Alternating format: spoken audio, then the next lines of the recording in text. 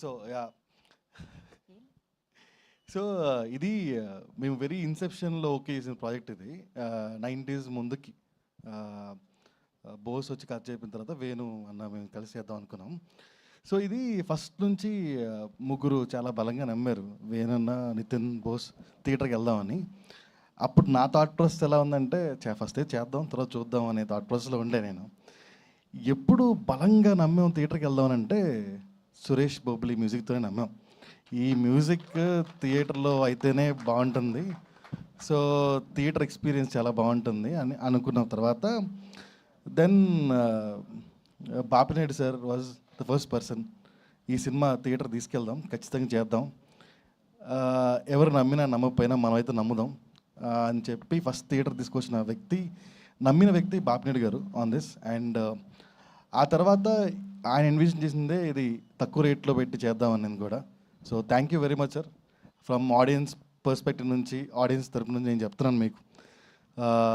తర్వాత ఈ సినిమా ముందుట ఒక చిన్న విషయం, ఈ సినిమా ముందుట సురేష్ బొబ్బిలి పేరు ఇక్కడ ఉండే, ఆ తర్వాత అది సింగిల్ కార్డ్ ఇక్కడికి మారింది.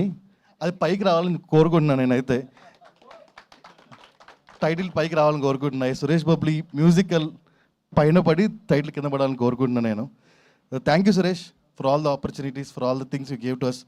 అండ్ ఇంకొక అతను ఎవరంటే DOP Wajid. And because unbearable కండిషన్స్లో ఇంత మంచి విజువల్ చూపించాడు. అండ్ వీళ్ళెవరు మీకు తెలియదు అంటే బేసికలీ ఈ సినిమా రిలీజ్ అయిన తర్వాత మీకు తెలిసేది హీరో హీరోయిన్ వెంకన్న, డైరెక్టర్ తెలుస్తారేమో. But Wajid, Suresh Bobbili and mister Naresh, hats off bro. Naresh edit was the fantastic one. ఈ ముగ్గురు మీకు కనపడిన పిల్లర్స్. ఇంకొకటి ఏంటంటే నితిన్. సో